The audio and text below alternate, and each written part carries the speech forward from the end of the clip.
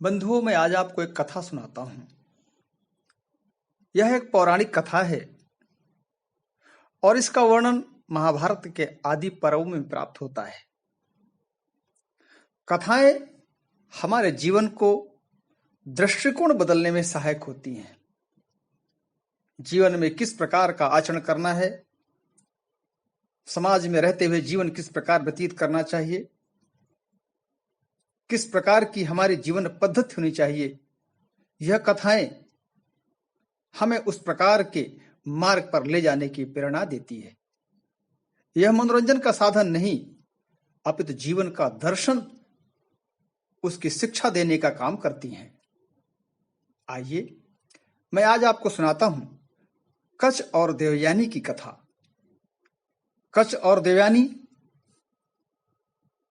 देवताओं और असुरों के संघर्ष से प्रारंभ होने वाली ये कहानी है। और इस कथा में देवताओं और असुरों के संघर्ष का कारण आप सब जानते हैं। अनगिनत संघर्ष हुए हैं देवताओं और असुरों में। ये संघर्ष क्यों होता था? संघर्ष मात्र और मात्र स्वर्गलोक की सत्ता प्राप्त कर इंद्रलोक का सिंहासन हासिल करने का एक प्रकार का यह युद्ध जो देवताओं और असुरों के बीच में होता रहा है, उसका एकमात्र उद्देश्य स्वर्गलोक की सत्ता प्राप्त करना। बारंबार युद्ध होते रहे। असुरों को गुरु शुक्राचार्य का वरदहस्त प्राप्त था। वे उनको गुरु थे, उनका मार्गदर्शन करते थे, शस्त्र से और शास्त्र से हर प्रकार से उनको संपन्न करके रखते थे। देवताओं का मार्गदर्शन, देवताओं का इस प्रकार का जो संपूर्ण मार्गदर्शन वो गुरु बृहस्पति करते थे। लगातार युद्धों से देवताओं की शक्ति क्षीण होती जा रही थी और वे समझ नहीं पा रहे थे कि असुरों पर किस प्रकार से विजय प्राप्त की जाए। जितने असुरों का नाश होता था, उससे अधिक शक्ति से अगले युद्ध में वो तैयार हो जाते थे।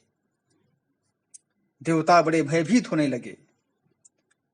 इंद्र को यह भय सताने लगा कि हो सकता है आने वाले समय में कभी न कभी असुर इस देवलोक के सिंहासन को प्राप्त कर लेंगे। देवलोक की सत्ता असुरों के हाथ में आ सकती है। यज्ञ करने का, देवताओं का जो भोग प्राप्त करने का विधान है, वह नष्ट हो सकता है। सत्य पर असत्य का आवरण चढ़ने की इस प्रकार की व्यवस्था दिखाई देने लगी। देवता लोग भयभीत होकर के गुरु बृहस्पति की शरण में गए और उन्होंने आग्रह किया, गुरुदेव क्या किया जाए? गुरुदेव ने एक सभा बुलाने का आग्रह किया। इंद्र ने एक सभा बुलाई। सभा में सभी देवता लोग उपस्थित हुए। इंद्र की अध्यक्षता में उस सभा का आयोजन हुआ। गुरु बृहस्पति उस सभा में धीर गंभीर स्वर में बोले, इंद्र, तुम जानते हो कि असुर इतने शक्तिशाली क्यों हो रहे हैं? इसका कारण क्या है? मैं आज एक रहस्य बताता हूं। असुरों के गुरु शुक्राचार्य के पास एक ऐसी विद्या है जिस विद्या के कारण वो मृत हुए, युद्ध में गति को प्राप्त हुए, मृत्यु को प्राप्त हुए ऐसे शक्तिशाली असुरों को पुनः जीवित कर देते हैं। और उस विद्या का नाम है मृत संजीवनी विद्या। इंद्र, मेरे पास प्रकार की शक्तियां हैं जो शुक्राचार्य के पास हैं। ऐसी कोई विद्या नहीं जो मेरे पास नहीं है, परंतु यह एक ऐसी विद्या है जो मेरे पास नहीं है और यह केवल शुक्राचार्य के पास है। इसलिए बिना मृत संजीवनी विद्या को प्राप्त किए असुरों पर हम विजय प्राप्त तो लगातार नहीं कर सकते। उनकी शक्ति दिनों दिन बढ़ती ही जाएगी। गुरुदेव, क्या करना चाहिए हमें? अगर इसी प्रकार शक्ति का उनका संवर्धन होता रहा तो एक दिन तो इंद्रलोक का सिंहासन ये उनके हाथ में आ जाएगा। फिर क्या होगा? इसका उपाय बताइए गुरुदेव। इंद्र, चिंता करने का विषय तो है इंद्र, परंतु इसके लिए बहुत बड़े त्याग की आवश्यकता होगी, बहुत बड़ी निष्ठा की आवश्यकता होगी, पराकाष्ठा की आवश्यकता होगी। क्या करना होगा गुरुदेव? मृत संजीवनी विद्या सीखने के लिए किसी को जाना होगा इंद्र, और उस विद्या को सीखने के लिए केवल शुक्राचार्य ही सिखा सकते हैं। इसलिए शुक्राचार्य के पास शिष्य बनकर जाना पड़ेगा। और यह भी निश्चित है कि शिक्षा ग्रहण करने के लिए किसी न किसी बालक को ही जाना होगा, देव नहीं जा सकता कोई। यह आपको तय करना है कि कौन जा सकता है। इतने सारे देवगण हैं, पहचान करो, पता करो कौन सा देवपुत्र ऐसा उपलब्ध हो सकता है, कौन सा ऐसा देवपुत्र इतना श्रेष्ठ है जो इस विद्या को प्राप्त करने के लिए शुक्राचार्य के पास जा सकता है। पूरी सभा में मौन छा गया। सभी देवताओं ने अपने सिर नीचे कर लिए। किसी ने भी अपने पुत्र को शुक्राचार्य के पास उस विद्या को सीखने के लिए भेजने का साहस दिखाने का प्रयत्न तक नहीं किया। असुरों के बीच में जाना था, असुरों के गुरु के पास जाना था। नितांत रूप से जीवन का संकट था। और ऐसे समय में जब सभी देवताओं ने अपने सिर झुका लिए तो देव गुरु बृहस्पति ने कहा, देवताओं, मैं तुम्हारा गुरु हूं, तुम्हारा आचार्य हूं। मेरा धर्म है कि मैं तुम्हें इस संकट से निकाल करके बाहर लाऊं। इसलिए मैं अपने पुत्र कच को शुक्राचार्य के पास इस विद्या प्राप्त करने के लिए, उनका शिष्यत्व ग्रहण करने के लिए भेजूंगा। आप लोग अभय हो जाएं। मेरा पुत्र निश्चित रूप से इस कार्य को कर करके आएगा। देव गुरु बृहस्पति ने अपने पुत्र कच को बुलाया।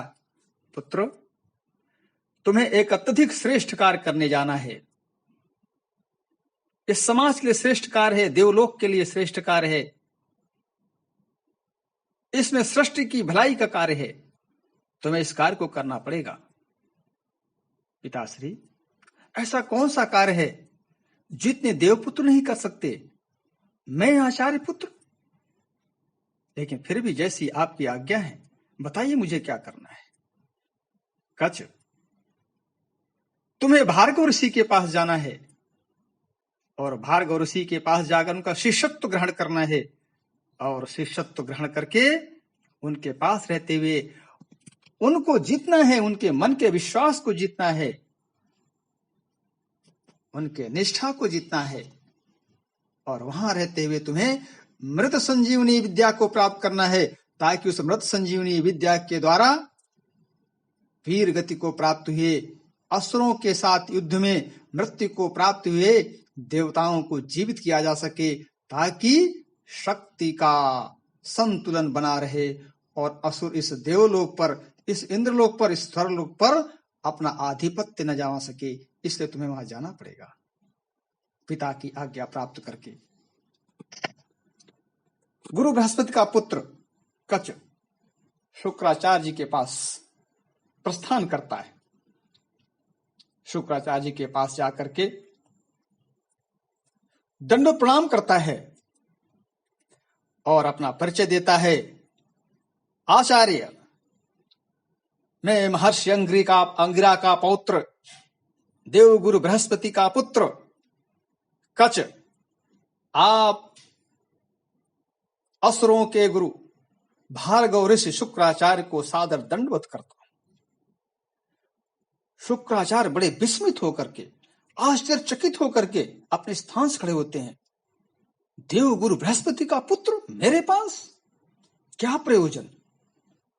ब्राह्मण कुमार को उठा करके अपने सामने बैठाते हैं, बोलते हैं, कच, तुम तो देव गुरु बृहस्पति के पुत्र हो, मेरे पास कैसे आना हुआ? गुरुदेव, मैं आपका शिष्य बनने के लिए आया हूं, मुझे आप अपने शिष्य के रूप में स्वीकार करें। कच, ऐसी कौन सी विद्या है जो तुम्हारे पिता को नहीं आती और मुझे आती है? तुम्हारे पिता ने मेरे पास तुम्हें भेजा है, ऐसा क्या सोचकर भेजा है? ऐसी कौन सी विद्या जो तुम्हारे पिता को नहीं मुझे आती है? गुरुदेव, यह तो मुझे नहीं पता, लेकिन पिता का ऐसा आदेश है, ऐसी आज्ञा है कि जाओ और शिक्षा प्राप्त करने के लिए गुरुदेव का शिष्यत्व प्राप्त करो, इसलिए मैं आपके पास आया हूं। शुक्राचार्य बड़े प्रसन्न होते हैं और कहते हैं तुम्हें नियमों का पालन करते हुए जब तक तुम्हें शिक्षा प्राप्त करनी है, जितने भी वर्ष लगे, वर्षों ना वर्ष, ब्रह्मचर्य जीवन का पालन करते हुए, आश्रम में रहते हुए, सभी व्यवस्थाओं को निभाते हुए तुम्हें विद्या अध्ययन करना पड़ेगा। कच्छ ने प्रण लिया, गुरुदेव मैं वचन देता हूं, वर्षानुवर्ष जितने भी वर्षों तक की शिक्षा होगी, मैं उसको ब्रह्मचर्य व्रत का पालन करते हुए पूरी निष्ठा के साथ मन, वचन और कर्म के द्वारा सन्नद्ध होकर के आपकी सेवा करूंगा और विद्या को प्राप्त करूंगा। कच्छ शुक्राचार्य के आश्रम में विद्या प्राप्त करने लगा। कई वर्षों तक तमाम प्रकार की विद्या अध्ययन करने के पश्चात धीरे धीरे वो आश्रम में रहते हुए गुरुदेव की, शुक्राचार्य की, उनकी आज्ञा का पालन करते हुए जीवन यापन करने लगा। यहां पर कथा में थोड़ा सा परिवर्तन होता है। गुरु शुक्राचार्य की इकलौती पुत्री, जिसका नाम देवयानी था, देवानी शुक्राचार्य को अति प्रिय थी। वह पुत्री को कभी भी दुखी नहीं देख सकते थे। आप जानते हैं, देवगुरु बृहस्पति का पुत्र कच्छ अत्यधिक तेजस्वी था, प्रखर बुद्धि का बालक था, और वो देवयानी उसके उसी तेज से उस पर मोहित हो गई और मन ही मन सोचने लगी, यह तो देवगुरु बृहस्पति का पुत्र है, अगर मेरा पाणी ग्रहण इसके साथ हो गया, इसके विद्याधन के पश्चात, तो इतना श्रेष्ठ वर मुझे और कहां मिलेगा। इसलिए वो मन ही मन उसके प्रति इस प्रकार का प्रेम रखने लगी। और इधर जब असुरों को जानकारी मिली, यह विषय ध्यान में आया कि देवताओं ने योजना पूर्वक गुरु बृहस्पति के पुत्र कच्छ को शुक्राचार्य जी के पास विद्या अध्ययन के लिए भेजा है, तो इसके पीछे कुछ ना कुछ रहस्य अवश्य होगा। और जब रहस्य का पता चला कि यह कच्छ तो मृत संजीवनी विद्या को प्राप्त करने के लिए आया हुआ है, तो असुरों ने एक सभा का आयोजन किया और सभा में निर्णय लिया गया। और एक विषय ध्यान कराता हूं कि उस समय उन असुरों का जो नेतृत्व करने वाला राजा था, जो उनका प्रमुख था, उसका नाम था वृषपर्वा। और गुरु शुक्राचार्य वृषपर्वा के यहां ही उस समय रहते थे। वृषपर्वा की सभा में सभा का आयोजन होता है और असुर लोग इस बात को तय करते हैं कि इस कच्छ को मार्ग से हटाना ही सबसे श्रेष्ठ होगा, क्योंकि जब तक ये यहां पर रहेगा, शुक्राचार्य जी इसको वापस नहीं भेज सकते हैं और शुक्राचार्य जी से किसी प्रकार ये मृत संजीवनी विद्या को प्राप्त कर लेगा। और अगर मृत संजीवनी विद्या देवताओं के हाथ लग गई तो असुरों का नाश होना तय है। इसलिए असुरों ने मार्ग से हटाने का एक षड्यंत्र तय किया। आश्रम की गौओं को लेकर के प्रतिदिन कच्छ जंगल की ओर जाता, दिन भर गौओं को चराता, उनकी सेवा करता और पुनः शाम को लेके वापस आ जाता। पर एक दिन ऐसा न हुआ। गौएं अपने बिना स्वामी के वापस आ गईं, आश्रम में आ गईं। गुरुदेव ने अग्निहोत्र भी कर लिया, संध्या का काल भी समाप्त होने को आ गया, लेकिन कच्छ घर वापस नहीं आया। देवयानी बड़ी चिंतित हुई, अपने पिता के पास जाती है। पिताजी, पिताजी, क्या हुआ पुत्री? बहुत विलंब हो गया पिताजी, आपने तो अग्निहोत्र भी कर लिया, गौएं वापस आ गईं, परंतु कच्छ वापस नहीं आया। अब तो रात्रि होने को आ गई। मेरा मन बड़ा विचलित हो रहा है कि शायद कुछ ना कुछ कहीं उसके साथ अनिष्ट तो नहीं हो गया। नहीं पुत्री, ऐसा नहीं हो सकता। पिताजी, आप अपने दिव्य शक्ति से देखिए ना जरा, कहां है वो, क्यों नहीं अभी तक आया? शुक्राचार्य जी ने अपने ध्यान के द्वारा, अपने दिव्य दृष्टि के द्वारा देखना जब प्रारंभ किया, और जैसे उन्होंने आंख खोली, देवयानी से बड़े करुण स्वर में बोले, पुत्री, असुरों ने कच्छ की तो हत्या कर दी है, और हत्या करके उसको उन्होंने जंगल के हिंसक पशु भेड़िए को खिला दिया है। उसकी तो मृत्यु हो चुकी है। नहीं नहीं पिताजी, ऐसा नहीं हो सकता है। कच्छ की अगर मृत्यु हो गई है तो मेरा भी जीना सर्वथा अनुचित है। मुझे भी मृत्यु को वर्ण करना पड़ेगा। पिताजी, मैं आपसे सत्य कहती हूं, वचन देकर कहती हूं कि मैं कच्छ के बिना नहीं रह सकती। आप किसी न किसी प्रकार से कच्छ को जीवित करिए। शुक्राचार्य ने कहा, पुत्र चिंता मत करो, मेरे पास विद्या है। मैंने असुरों को जीवित किया है। हमेशा असुरों के युद्ध में मृत हुए असुरों को जीवित करता रहता हूं। कच्छ को क्यों जीवित नहीं करूंगा? शुक्राचार्य जी आवाहन करते हैं, अपने कमंडल से जल लेते हैं। जल लेकर के अपने मृत संजीवनी विद्या का पाठ करते हैं, आवाहन करते हैं, आओ कच्छ, आओ कच्छ बेटा, कहां हो, आओ। और देखते ही देखते वो कच्छ उस हिंसक जंगली पशु के पेट को फाड़ करके अंग प्रत्यंग सहित निकल करके सशरीर पुनर्जन्म लेकर के उपस्थित हो जाता है। अत्यधिक तेजस्वी हो जाता है। देवानी बड़ी प्रसन्न होती है और पुनः अपने इसी प्रकार की जीवनचर्या में, उसी आश्रम की सेवा में, गुरु शुक्राचार्य की सेवा में कच्छ पुनः जीवन यापन करने लगता है। परंतु यह क्या, असुर यह देखकर पुनः चिंतित होते हैं कि शुक्राचार्य जी ने उसको तो जीवित कर दिया है, यह अच्छा नहीं हुआ है। इसलिए पुनः उसको मार सटाने का प्रयत्न करते हैं और पुनः दूसरी बार षड्यंत्र करते हैं और उसको मार कर हत्या करके जला करके उसकी राख को समुद्र में प्रवाहित कर देते हैं, ताकि समुद्र में राख प्रवाहित हो जाएगी तो शायद उसके अंग प्रत्यंग मिल नहीं पाएंगे और पुनर्जीवित नहीं हो पाएगा। परंतु यह क्या, जब कच्छ पुनः वापस नहीं आता है, देवयानी अपने प्रणय को लेकर के शुक्राचार्य के पास जाती है, निवेदन करती, पिताश्री अगर कच्छ नहीं आया तो ये असुरों की बार बार की जो घटनाएं हो रही हैं, इस प्रकार से कच्छ तो नष्ट हो गया है, मेरा क्या होगा, आप पुनः जीवित करें। शुक्राचार्य जी के प्रतिरोध में असुर जा सकते नहीं थे, इसलिए छल के द्वारा कच्छ को बार बार रास्ते से हटाते थे।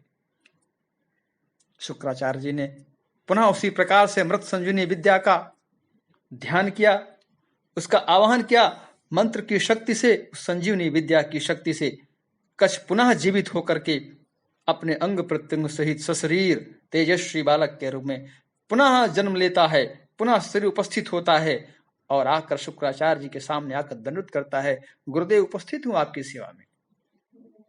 इस प्रकार की घटना जब होती रही, असुरों को बड़ा संकट अपने सामने उपस्थित दिखाई दिया। अगर ऐसा बार बार होता रहा और कहीं ये देवगुरु बृहस्पति का पुत्र मृत संजीवनी विद्या को प्राप्त कर गया तो असुरों पर बड़ा संकट आ जाएगा, क्या किया जाए। और इस बार असुरों ने बड़ा जघन्य अपराध करने की सोची। असुरों ने क्या किया, कच्छ की हत्या की। हत्या करने के बाद उसके शरीर को अग्नि में भस्म किया और भस्म करने के पश्चात धर्म विरुद्ध कार्य किया। उसके चिता की राख को वारुणी में मिलाकर के, सोमरस में मिलाकर के गुरु शुक्राचार्य को उस सोमरस का पान करा दिया। अब इधर कच्छ जब दिखाई नहीं दिया, अदृश्य हो गया, क्योंकि मृत्यु को प्राप्त हो चुका था। देवयानी बड़ी विचलित हुई, पिता के पास रोती बिलखती रही, पिताश्री कच्छ का कुछ पता नहीं है, कहां गया कहां नहीं गया है, आप तो जानते हैं मैं उससे कितना प्रेम करती हूं, कच्छ का पता करिए, कच्छ कहां है। गुरु शुक्राचार्य कहते हैं, पुत्री यह हो ना हो फिर से उन्हीं असुरों की कोई न कोई प्रपंच हो, उन्हीं का कुछ किया हुआ हो सकता है, देखता हूं क्या हुआ है। ध्यान किया उन्होंने, और जब ध्यान करते हैं तो देखते हैं कि कच्छ कहीं दिखाई नहीं दे रहा है। पूरे संसार को देख लिया उन्होंने, जल को देखा, थल को देखा, नभ को देखा, कहीं कच्छ दिखाई नहीं दे रहा है। ऐसे कैसे हो सकता है, कच्छ कहां गया। तीन लोक में कष्ट कहीं भी होगा तो उसको दृष्टिपात होना चाहिए था, मेरे ध्यान शक्ति में कहीं क्यों नहीं आ रहा है। और तब उन्होंने जब दिव्य साधना के माध्यम से उसको पुकारा, कच कच बेटा कहां हो, कहां हो कच, उत्तर दो कच। बड़े भयभीत स्वर में आवाज आती है, गुरुदेव गुरुदेव मैं तो यहीं हूं, आपके पास हूं गुरुदेव, मैं कहां हो कच, आवाज तुम्हारी आ रही लेकिन तुम हो कहां पर, दिखाई नहीं देते। गुरुदेव पुनः उसी प्रकार कातर आवाज में बोलता है, गुरुदेव मैं तो आपके उदर में हूं गुरुदेव, मैं तो आपके उदरस्थ हो चुका हूं गुरुदेव, मैं तो आपके अंदर हूं। शुक्राचार्य एकदम से बड़ा विचलित होते हैं, ऐसे कैसे हो गया, एक ब्राह्मण कुमार मेरे शरीर के अंदर कैसे। और जो सारा विषय ध्यान में आता है, पता चलता है कि वह तो वारुणी सोम रस के माध्यम से उनके उदर में चला गया। बहुत ही ग्लानि होती है, लेकिन क्या कर सकते थे। देवयानी ने कहा, पिताश्री किसी प्रकार से इसको जीवित किया जाए, इसको बाहर लाया जाए। शुक्राचार्य ने कहा, देख देवयानी पुत्री, तुम्हें एक ही वर्ण करना पड़ेगा। कच जीवित तो हो सकता है, परंतु उसका परिणाम मेरी मृत्यु है। नहीं पिताश्री नहीं, ऐसा नहीं हो सकता है, आपकी मृत्यु तो मुझे चाहिए ही नहीं, मुझे तो कच चाहिए। लेकिन जब कच बाहर निकलेगा तो निश्चित रूप से मेरा उदर फाड़ कर निकलेगा, मेरे शरीर को विदीर्ण करके निकलेगा ना, तो मेरी मृत्यु तो अवसंभावी है। ये कैसे हो सकता है, मुझे तो मृत्यु प्राप्त करना ही पड़ेगा। मृत संजीवनी विद्या से जीवित होगा, मेरे शरीर से बाहर निकलेगा, मेरी मृत्यु होगी। एक मार्ग है। कौन सा मार्ग पिताश्री? मार्ग तो एक ही है, लेकिन उसके लिए कच को वचन देना होगा। कच के अंदर से आवाज अंदर से, गुरुदेव मैं सुन रहा हूं, आज्ञा करिए ना, मैं तो आपका शिष्य हूं, आप मेरे गुरु, मेरी निष्ठा पे आपको शंका नहीं करना चाहिए, अनन्य सेवक हूं मैं आपका। कच मैं तुम्हें विद्या का ज्ञान दे सकता हूं, जिस विद्या के माध्यम से तुम जीवित होते हो बार बार, मैं उस विद्या का तुम्हें ज्ञान दे सकता हूं। लेकिन तुम्हें वचन देना होगा कि तुम बाहर निकल करके, मैं मृत्यु को प्राप्त हो जाऊंगा तो उस विद्या के माध्यम से तुम हमें जीवित कर दोगे। गुरुदेव वचन देता हूं, आपका शिष्य हूं, आपके शिष्यत्व को कभी मैं इस प्रकार से अस्वीकार नहीं कर सकता। आपकी निष्ठा जो मेरे प्रति है और मैंने जो आपसे शिक्षा ग्रहण की है, उसके प्रति पूरी कृतज्ञता मेरे है।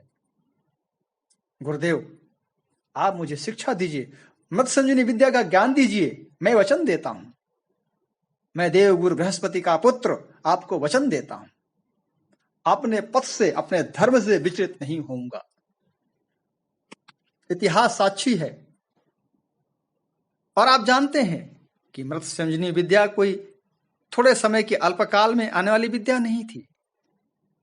कितने समय उदर में रहते हुए शुक्राचार्य जी ने कच को उस उदरस्थ जीवन में ही मृत संजीवनी विद्या का ज्ञान दिया होगा।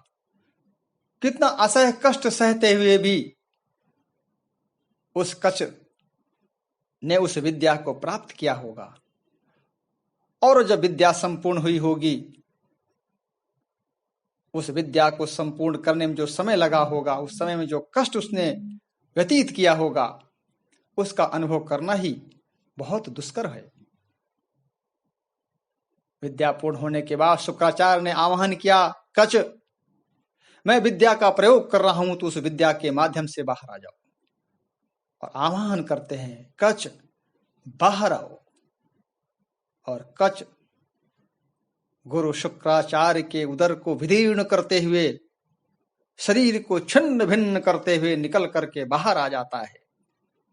देवयानी की प्रसन्नता की सीमा नहीं रहती, लेकिन पिता को देखकर दुखी होती है और कहती है, कच मेरे पिता को दिया वचन पूरा करो। अपनी उस मृत संजीवनी विद्या के माध्यम से जो गुरुदेव ने, जो मेरे पिता ने तुम्हें दिया है, उसका प्रयोग करके वो जीवित करो। तुम अपने वचन का पालन करो। कच्छ ने तुरंत गुरुदेव के द्वारा दी हुई विद्या अमृत संजीवनी का प्रयोग करते हैं और शुक्राचार्य को पुनः जीवित करते हैं। शुक्राचार्य अर्थात भार्गव को बड़ी ग्लानि होती है। वो देखते हैं कि मैं वारुणी रस के, सोम रस के मोह पास में बंध करके और मैं एक ब्राह्मण कुमार को पी गया, कितना बड़ा अधर्म किया मैंने। और तभी उन्होंने श्राप दिया कि जो भी व्यक्ति, जो भी मनुष्य, जो मानव समाज का व्यक्ति इस प्रकार से सोम रस का पान करेगा, जो इस प्रकार के अनैतिक कार्य करने के लिए सोम रस का पान करेगा, उस सोम रस को पान करने वाले हमेशा से अपने धर्म से भ्रष्ट माने जाएंगे। और इस प्रकार से विशेष रूप से जो ब्राह्मण समाज का व्यक्ति है, अगर वो इस प्रकार से वारुणी रस का पान करेगा तो धर्म भ्रष्ट माना जाएगा, अपने धर्म से, अपने कर्म से गिरा हुआ माना जाएगा। इस प्रकार का उन्होंने श्राप दिया पूरे मानव समाज को। बंधुओं, इसके पश्चात की कथा तो और महत्वपूर्ण है। कच्छ जीवित हो गए, शुक्राचार्य भी अपने शरीर में वापस आ गए, विद्या पूर्ण होने का समय आया। शुक्राचार्य जी की सेवा में उपस्थित होकर के कच्छ ने निवेदन किया, गुरुदेव मेरी विद्या समाप्त हुई, मुझे देवलोक जाने की आज्ञा दी जाए। गुरुदेव ने, कच्छ तुमने मेरी बड़ी सेवा की है, निष्ठा से की है, मन से किया है, वचन से किया है, कर्म से किया है। हाँ, मैं तुम्हें आज्ञा देता हूं, तुम देवलोक को प्रस्थान करो। परंतु ऐसा सुनकर के देवयानी विचलित तो हो गई। कच्छ, तुम ऐसे कैसे जा सकते हो? मैंने तुमसे प्रेम किया है और तुम इस बात को अच्छी तरह जानते हो। मैं चाहती हूं कि तुम मेरा पाणी ग्रहण करो, मेरा प्रणय तुम्हारे साथ हो और मैं तुम्हारे साथ देवलोक को गमन करूं। तुम्हें मुझसे विवाह करना होगा। कच्छ ने कहा, देवयानी यह संभव नहीं है, मैं तुमसे विवाह नहीं कर सकता। क्यों नहीं कर सकते कच्छ? क्या तुम मुझसे प्रेम नहीं करते? नहीं नहीं, ऐसा नहीं है, मैं तुमसे प्रेम करता हूं। तो फिर ऐसा क्यों? मैं भी तो तुमसे प्रेम करती हूं। आखिरकार उसी प्रेम का प्रतिरूप है जो तो 3 बार मृत्यु को प्राप्त होने के बाद भी, असुरों के द्वारा नष्ट किए जाने के बाद भी, हत्या किए जाने के बाद भी 3 बार तुम जीवन को प्राप्त करके निकले हो। यह मेरे प्रेम का ही परिणाम है। इसलिए तुम मुझे इस प्रकार से त्याग करके नहीं जा सकते। देवयानी, मैं तुम्हारे प्रेम को अच्छी तरह से जानता हूं, लेकिन उसमें परिवर्तन आया है। मेरी पहली बार हत्या हुई तब तुमने जीवित करवाया, दूसरी बार हुई तभी जीवित करवाया। तब तक तो मेरा प्रेम, तुम्हारा प्रेम एक था। परंतु जब तीसरी बार मेरी हत्या हुई, मैं गुरुदेव के शरीर में गया, तो तुम तो अच्छी तरह जानती हो देवयानी, मैं गुरुदेव के शरीर में था। मेरा पुनर्जन्म हुआ है और गुरुदेव के शरीर में उदरस्त था मैं। और गुरुदेव तो तुम्हारे पिता है ना, मैं तो तुम्हारे पिता के शरीर से जन्म लेकर के आया हूं, एक ही उदर से आया हूं। तुम्हारे पिता मेरे पिता तो एक हुए ना, और इसलिए तुम मेरी धर्म बहन हो और तुम मेरी बड़ी बहन हो। क्योंकि मेरा यह पुनर्जन्म तुमसे बाद में हुआ है, इसलिए भगनी के साथ विवाह कैसा हो सकता है? तुम मेरी धर्म भगनी हो। मैं एक भगनी के नाम पर, एक बहन के रूप में तुमसे प्रेम करता हूं, अत्यधिक प्रेम करता हूं। इसलिए तुम्हारा विवाह और मेरा विवाह अब संभव नहीं है। मैं धर्म के विरुद्ध नहीं जा सकता, मैं तुमसे विवाह नहीं कर सकता। नहीं नहीं कच्छ, मैं ऐसा कुछ नहीं जानती। मैंने तुमसे प्रेम किया है और तुमसे केवल विवाह करना चाहती हूं। नहीं देवयानी, यह संभव नहीं है। और इस प्रकार से जब कच्छ ने बार बार मना किया और देवलोक को प्रस्थान करने के लिए उद्यत हुआ, देवयानी ने श्राप दे दिया, कच्छ, तुम जिस विद्या को प्राप्त करने आए थे, उस अमृत संजीवनी विद्या को तुमने प्राप्त कर लिया है, लेकिन तुमने मेरा अनुरोध अस्वीकार किया है। इसलिए मैं तुम्हें श्राप देती हूं कि इस विद्या का तुम कभी प्रयोग नहीं कर सकते हो। इस प्रकार का श्राप मिला जब, तो कच्छ जरा ही विचलित नहीं हुआ, परंतु उसने भी देवयानी को श्राप दिया, देवयानी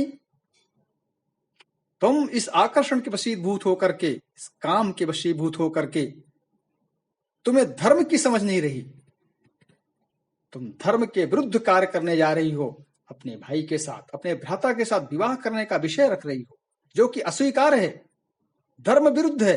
इसलिए जाओ, मैं भी तुम्हें श्राप देता हूं कि आज के बाद तुम्हें कोई भी ब्राह्मण कुमार, कोई भी ऋषि कुमार तुम्हारा वर्णन नहीं करेगा।